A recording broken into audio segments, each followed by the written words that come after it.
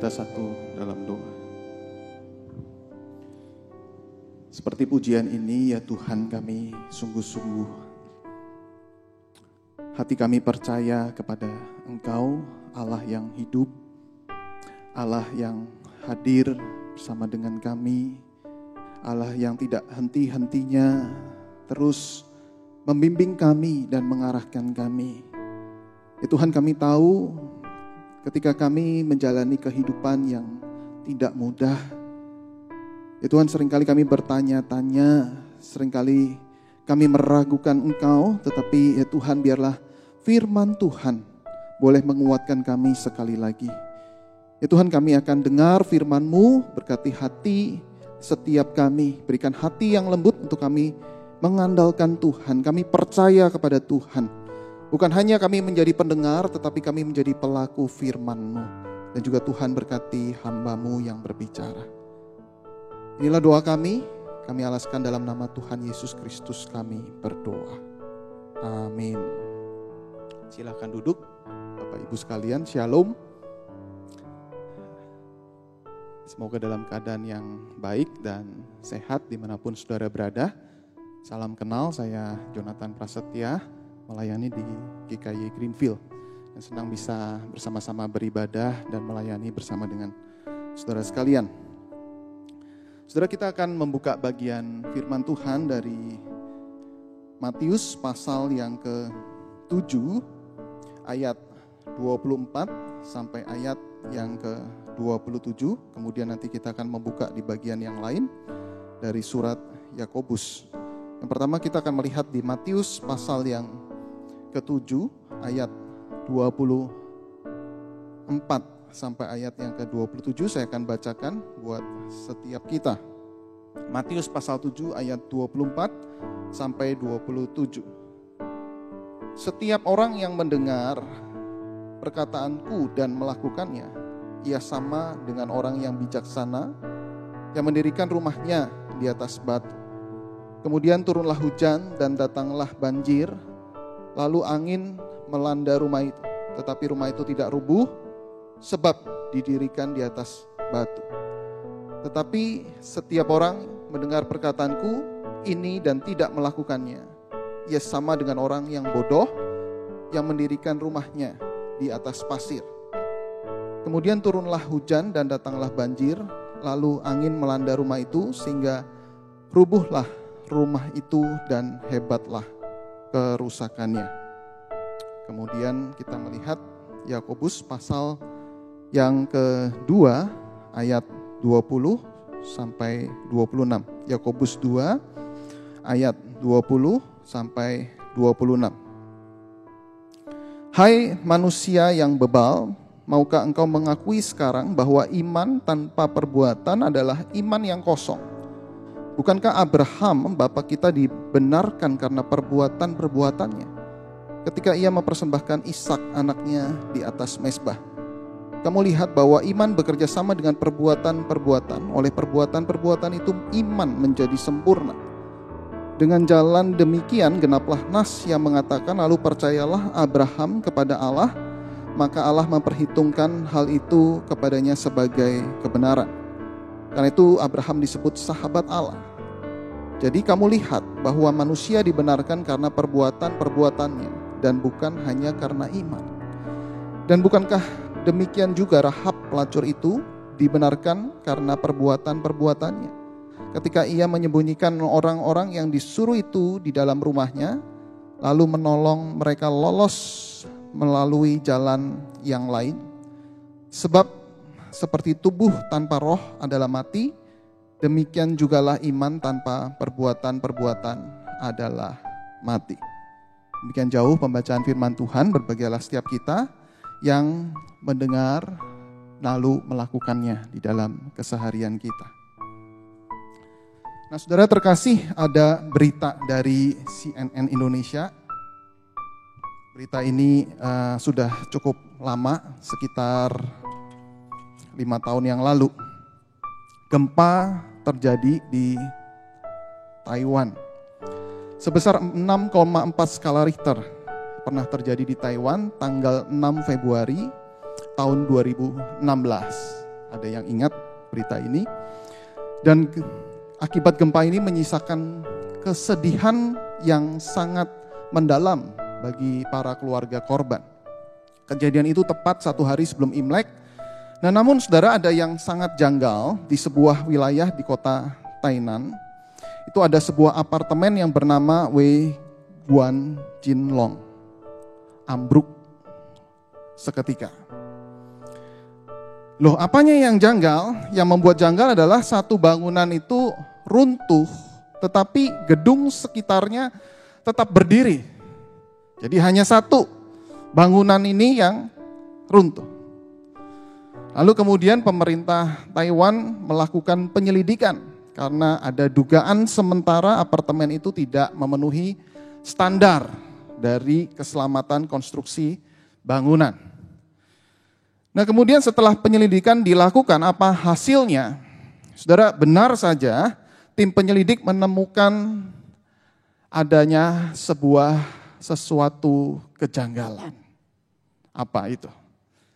Nah, ini gambar yang runtuh. Dan kemudian ketika itu diselidiki dan ditemukan kaleng-kaleng bekas untuk pengisi dinding bangunan itu. Dalam sebuah foto di reruntuhan bangunan terlihat kaleng-kaleng bekas minyak goreng berwarna biru digunakan sebagai pengisi dinding. Nah, menurut para ahli biasanya kaleng digunakan untuk mengisi tembok biar terlihat lebih besar dan berisi. Jadi bangunan itu bisa terlihat kokoh. Namun ternyata ketika ada gempa dan kemudian apartemen itu langsung ambruk seketika. Terlihat besar, terlihat kokoh, namun tidak memiliki pondasi yang kuat. Nah, saudara-saudara yang dikasihi oleh Tuhan, dari kejadian ini kita juga bisa merefleksikan di dalam bangunan iman. Setiap kita yang mengaku sebagai orang percaya, betulkah kita punya bangunan atau pondasi iman yang kokoh di dalam Tuhan? Apakah kita membangun iman kita dengan kesungguhan, iman yang kuat, yang kokoh, atau iman kalengan tadi? Sehingga ketika kita menghadapi kehidupan yang sulit, menghadapi penderitaan, kita akan tetap bertahan. Ketika kita membangun iman kita dengan kalengan seperti tadi, akan mudah sekali ketika menghadapi penderitaan, kita akan mudah untuk jatuh, kita akan mudah untuk berkeluh kesah, dan kita akan ambruk di dalam seketika, seperti bangunan apartemen kalengan tadi. Nah, saudara-saudara, ketika kita tadi membaca bagian firman Tuhan, rupanya Yesus memberikan perumpamaan tentang dua macam pondasi. Konteks pada saat itu penduduk Israel menyaksikan seringkali ada hujan lebat yang tiba-tiba. Nah, dasar sungai yang kering itu kemudian tiba-tiba menjadi aliran sungai yang sangat deras. Cuaca dapat berubah dengan sangat cepat bahkan cenderung ekstrim. Oleh karena itu, kondisi ini seharusnya menandakan supaya tukang bangunan itu berhati-hati untuk membangun rumah. Tidak bisa sembarangan membangun rumah karena cuaca begitu ekstrim. Tetapi menariknya di sini Yesus menyebutkan ada tukang bangunan yang bodoh. Maksudnya apa? Dia membangun rumahnya di atas pasir. Nah, kok bisa di atas pasir? Nah, mungkin supaya dekat dan mendapatkan air di sungai kecil. Biasanya pada musim panas, sungai-sungai di sana kering sehingga di tepiannya itu ada pasir. Tetapi perlu diingat, ketika musim hujan, sungai penuh lagi dan mengalir dengan deras. Biasa, orang yang berpikir instan, berpikir jangka pendek, maunya gampang. Akan lebih mudah membangun rumah di atas pasir karena dekat dengan sumber air itu.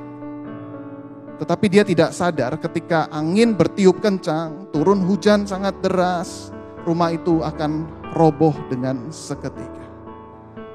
Tetapi bagi tukang bangunan yang bodoh itu tidak masalah. Yang penting cepat jadi rumahnya dan indah dipandang. Nah, namun sebaliknya, Yesus juga menyebutkan kontras. Ada tukang bangunan yang pandai dan bijaksana, yang membangun rumahnya di atas batu.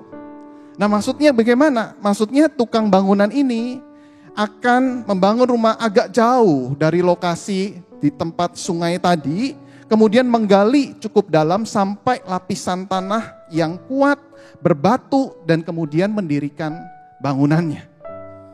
Tujuannya apa? Tujuannya supaya bangunan ini ketika berdiri dia kuat, dia tahan, dia tetap kokoh meskipun ada air hujan dan ada angin kencang yang berusaha merobohkan bangunan itu, tetap dia bisa bertahan. Memang lebih susah, memang lebih lama, memang lebih sukar, tetapi dia ngerti bahwa pondasi yang sangat kokoh ini sangat diperlukan untuk membangun bangunan. Kira-kira kalau saudara dan saya menjadi tukang bangunan, kita akan membangun yang seperti apa? Kita memilih bangunan yang cenderung dekat dengan tepi aliran sungai, atau mending agak jauh, cari tanah yang kuat dan berbatu, gali yang dalam supaya bangunannya itu kuat. Tentu yang kedua, bukan? Kita akan cari bangunan atau lokasi yang membuat bangunan itu kuat, punya pondasi yang dalam. Lebih sukar enggak masalah, lebih lama enggak masalah. Tetapi kita atau rumah kita itu nanti akan bertahan dan kokoh. Nah, saudara, apa maksudnya perumpamaan yang disampaikan oleh Yesus ini? Saudara, jikalau perikop sebelumnya berbicara tentang lip service itu tidak cukup, ayat 21 sampai 23, mari kita melihat bersama-sama Matius pasal yang ke-7. Bukan setiap orang yang berseru kepadaku, Tuhan, Tuhan. Saudara ingat tentang khotbah yang minggu lalu. Tetapi yang di dalam perikop ini berbicara bahwa gaya Kristen atau perbuatan baik Kristen yang indah itu juga tidak cukup membuktikan bahwa kita adalah murid Kristus atau orang Kristen sungguhan. Ada di balik keindahan saudara dan saya menampilkan gaya hidup Kristen, saudara, ternyata bagi Yesus itu tidak cukup membuktikan bahwa engkau dan saya adalah orang Kristen sungguhan. Artinya jangan-jangan apakah kita adalah orang Kristen sungguhan atau orang Kristen kalengan katanya. Yang mudah sekali ambruk ketika menghadapi penderitaan, menghadapi ujian hidup. Karena apa? Karena pondasi iman kita itu sangat rapuh. Nah, Yesus ingin mengajak kita, pendengarnya pada saat itu memikirkan, betulkah kita adalah orang Kristen sungguhan, bukan kalengan. Nah, apa ciri-cirinya orang Kristen kalengan? Mereka tidak mau belajar tentang kekristenan, apalagi menggali Alkitab. Mereka maunya gampangnya, namanya rohani selalu ada proses. Tetapi bagi mereka yang penting eksis pelayanan. Yang penting jabatan di gereja tanpa harus melewati proses yang panjang untuk belajar apalagi dibentuk. Nanti akan tiba waktunya penderitaan itu datang. Mereka akan berteriak, Tuhan, di manakah engkau Tuhan? Bukankah saya sudah melayani Tuhan? Tetapi kenapa engkau tidak memberikan berkat kepada saya? Kenapa engkau memberikan berkat kepada orang lain itu? Dia akan menyalahkan Tuhan. Nah, sedangkan orang Kristen sungguhan adalah mereka yang mendengar dan melakukan firman Tuhan. Saudara, kalau kita lihat di ayat yang ke-24 dikatakan bahwa setiap orang yang mendengar perkataanku dan melakukannya, ia sama dengan orang yang bijaksana. Nah, maksudnya apa? Mendengar. Kita semua juga mendengar firman Tuhan. Maksudnya apa mendengar di sini? Artinya sama dengan mengenal Allah. Sama dengan perikop sebelumnya. Ada kaitan dengan perikop sebelumnya yang erat. Yesus pernah berkata, pada waktu itulah aku akan berterus terang kepada mereka, aku tidak pernah mengenal kamu. I never knew you. Ini maksudnya mendengar, mengenal, mengasihi, dekat dengan Allah. Artinya apa? Dia sekedar melakukan tanpa mendengar. Hanya sekedar melakukan aktivitas religius Kristen, tetapi tanpa mendengar apa yang Tuhan mau. Hanya sekedar melayani, tetapi belum tentu Tuhan suruh dia melayani seperti itu. Ada sebuah kisah tentang dua lelaki bersaudara. Mungkin saudara pernah mendengar kisah ini. Dua lelaki ini tinggal di pedesaan. Sang kakak sudah berkeluarga dengan 2 orang anak, sedangkan adiknya masih lajang. Mereka berdua menggarap satu lahan hasil peninggalan orang tuanya yang sudah meninggal. Ketika panen tiba, hasilnya mereka bagi rata. Di suatu malam setelah panen, sang adik duduk sendiri dan merenung. Wah, ini pembagian yang tidak adil. Seharusnya kakakkulah yang mendapatkan bagian yang lebih banyak. Karena apa? Karena dia hidup dengan istri dan 2 anak. Jadi kebutuhan kakakku jauh lebih besar daripadaku.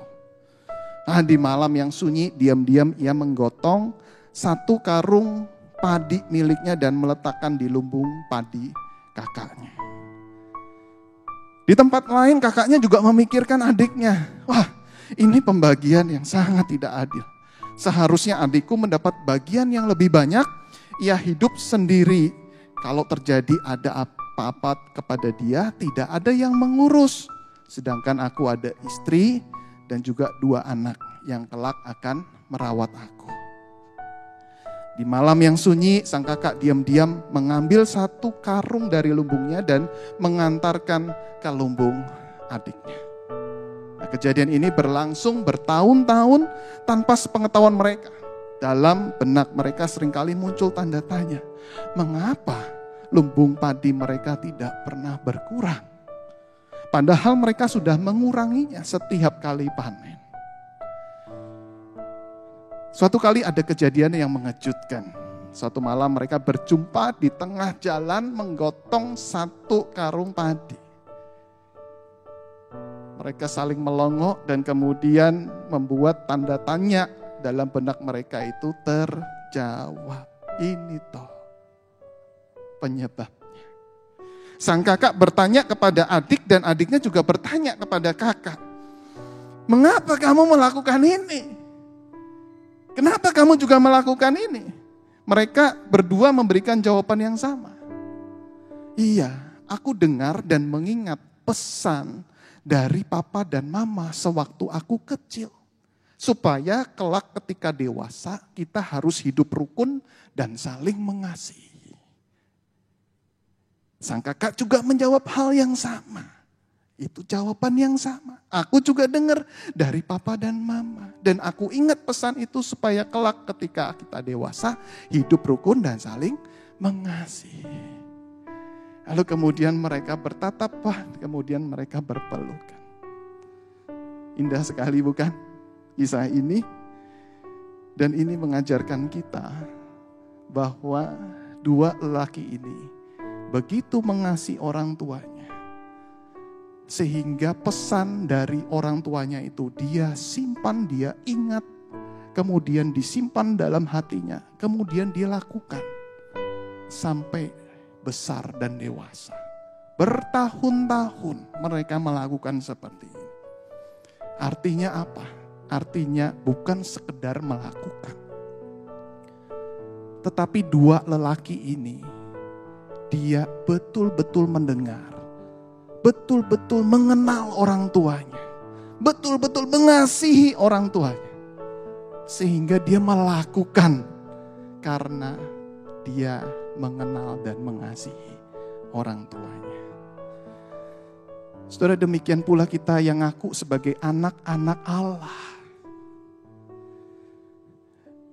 Betulkah kita sungguh-sungguh melakukan karena mengenal Dia? Betulkah ketaatan yang kita bangun bukan karena sekedar kebiasaan, seperti kita memberikan dengan tangan kanan karena sudah dari sana aturannya seperti itu.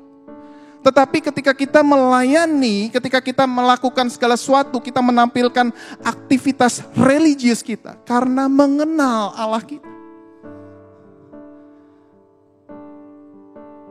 Betulkah kita mengasihi Tuhan?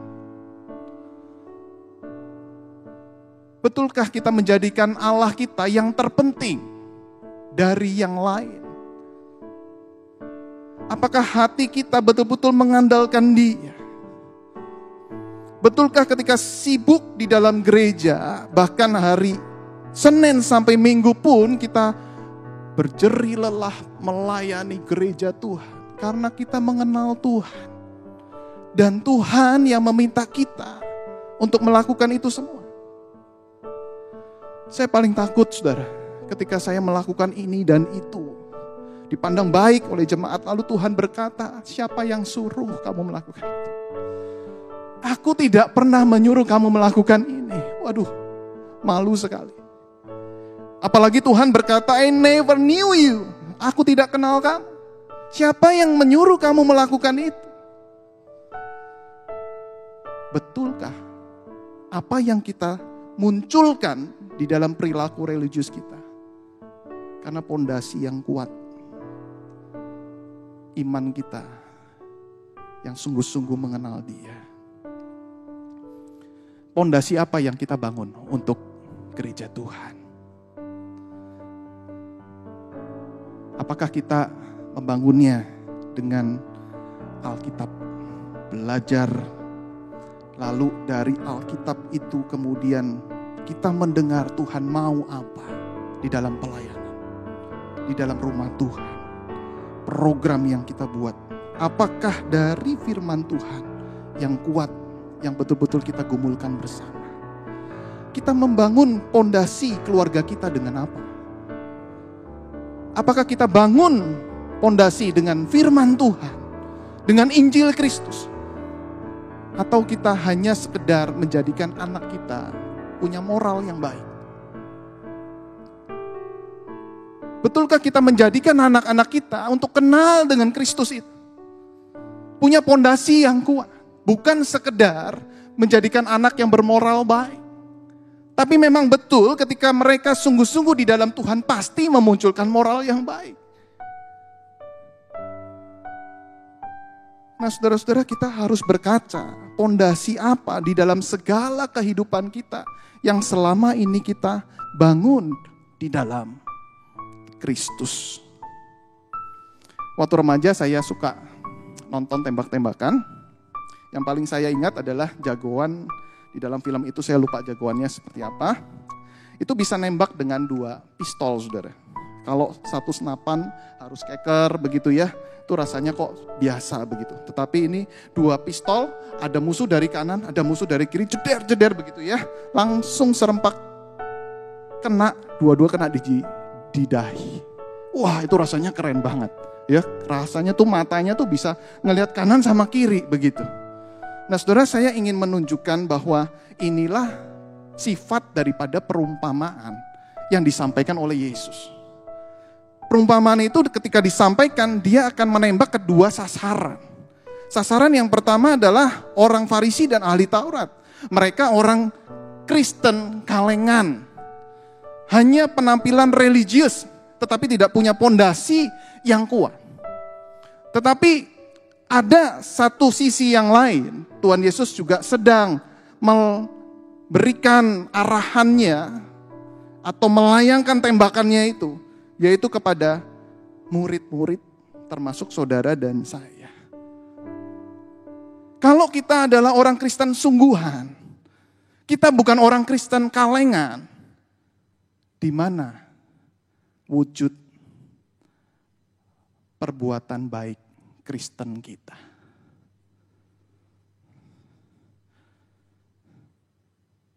Munculkan perbuatan baik Kristen kita. Kita ngaku adalah orang Kristen sungguhan, tapi di mana perbuatan baik Kristen kita?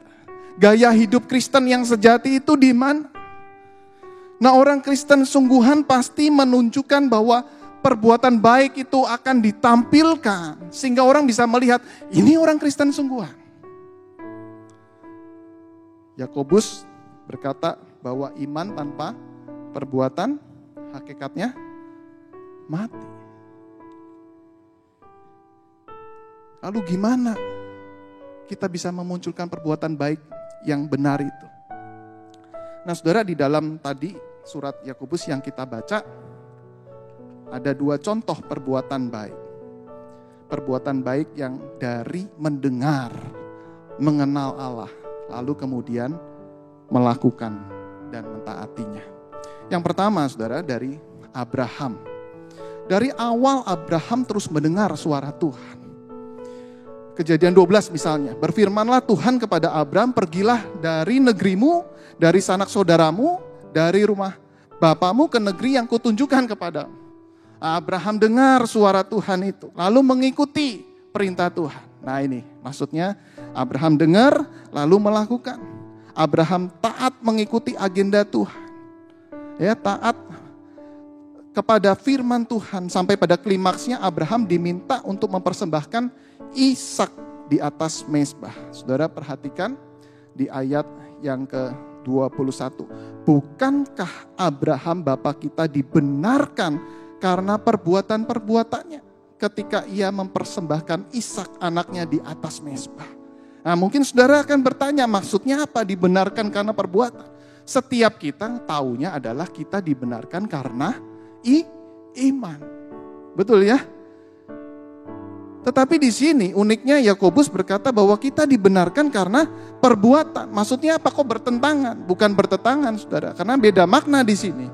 Maksudnya Abraham dibenarkan karena perbuatan-perbuatannya, karena perbuatan Abraham itu benar secara fakta. Perbuatan Abraham itu tidak berdusta. Dia betul-betul punya pondasi iman yang kuat, lalu dia munculkan di dalam perbuatan. Dia tidak omong kosong.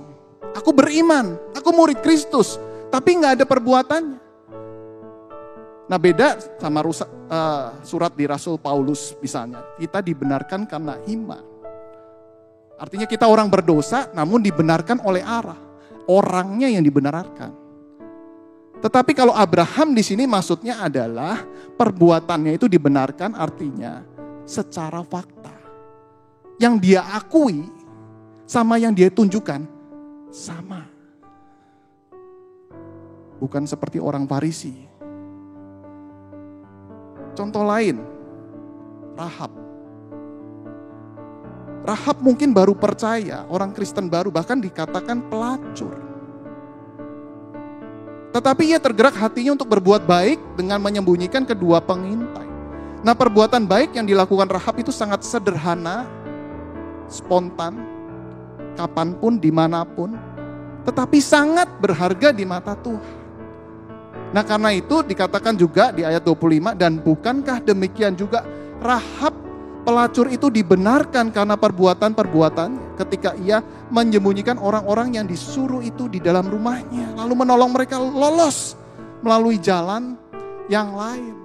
Maksudnya adalah perbuatan Rahab itu benar secara fakta. Artinya Rahab betul-betul beriman lalu dimunculkan di dalam perbuatan. Yang menarik di sini, saudara, perbuatan baik yang ditampilkan oleh keduanya punya persamaan. Baik Abraham maupun Rahab, mereka melakukan perbuatan baik yang beresiko. Abraham bergumul soal nyawa anaknya. Rahab bergumul untuk nyawanya sendiri.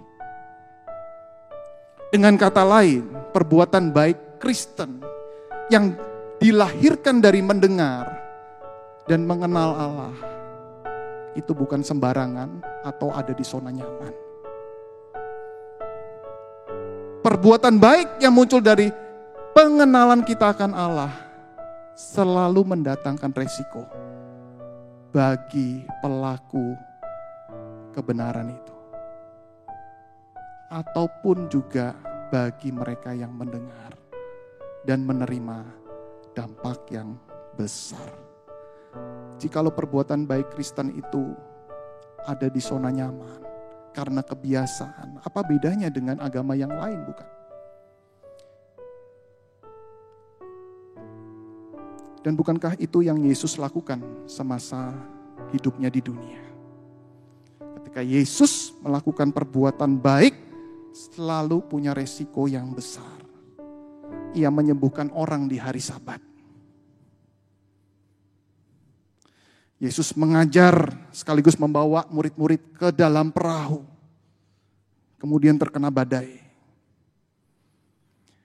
Yesus mengusir roh jahat, dipindahkan ke babi-babi. Yesus membasuh kaki murid-muridnya yang mereka tidak biasa pada saat itu. Yesus membersihkan bait suci. Namun ada 2 tembakan tadi. Selain punya resiko besar, tetapi juga berdampak besar bagi penerimanya. Itu sebabnya dia menyerahkan dirinya untuk mati di atas kayu salib. Untuk menjadi korban penebusan. Sehingga kita yang menerima kebaikan Kristus itu betul-betul merasakan ada perubahan yang besar. Kita sungguh-sungguh menjadi anak-anak Tuhan. Kita yang berdosa kemudian disucikan, dilayakkan oleh Kristus itu. Kita diangkat menjadi anaknya. Kita diangkat menjadi rekan sekerjanya. Dan saudara, kita betul-betul bersyukur ketika Kristus melakukan perbuatan baik yang berdampak besar itu. Karena itu, jadilah pelaku kebenaran yang berdampak besar buat sesamamu. Bukan karena kebiasaan, bukan karena tradisi, tetapi karena pengenalan akan Allah. Yang sungguh-sungguh kita mendengar suara dari Tuhan. Kita mau berbuat baik, apa yang Tuhan mau.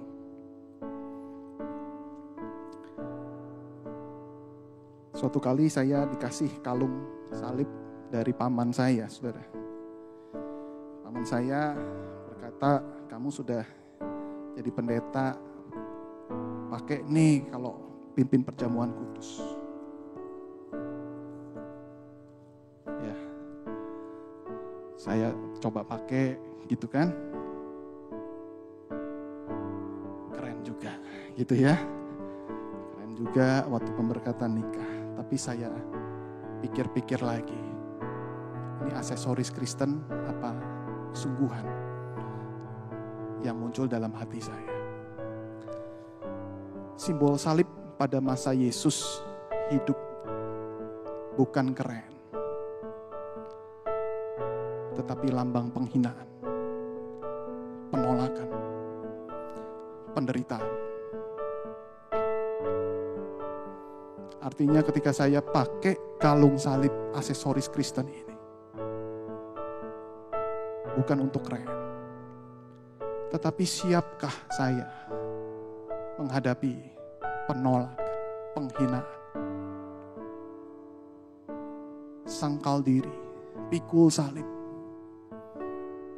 Saya membayangkan waktu di dalam masa Yesus hidup, andai kata saya di sana. Betulkah saya mengikut Yesus, memikul salib? Atau jangan-jangan saya menyangkal seperti Petrus.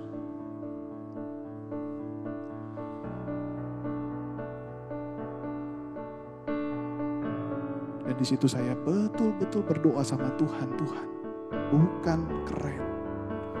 Bukan penampilan pendeta. Bukan penampilan orang Kristen, bukan. Tetapi pengenalan yang kuat akan Dia. Bersediakah saudara untuk sungguh-sungguh pikul salib, sangkal diri, melakukan perbuatan baik yang beresiko, bukan di zona nyaman. Karena kita mengenal Kristus, Allah yang telah menebus dosa setiap kita. Amin. Mari kita berdoa.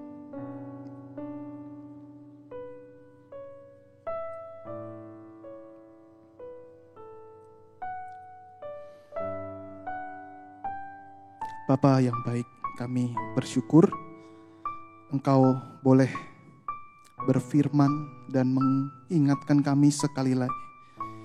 Bukan aksesoris Kristen, bukan penampilan Kristen, tetapi pondasi iman yang penting itulah yang seharusnya kami miliki.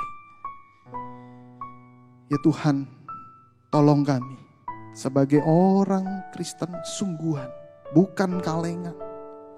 Mampukan kami untuk mewujudkannya. Kami boleh melakukan dengan keberanian. Kami boleh menjadi berkat bagi sesama kami. Kami boleh menunjukkan bahwa kami adalah garam dan terang dunia bagi orang-orang yang belum kenal Tuhan. Terima kasih, kami berdoa dalam nama Tuhan Yesus. Amin.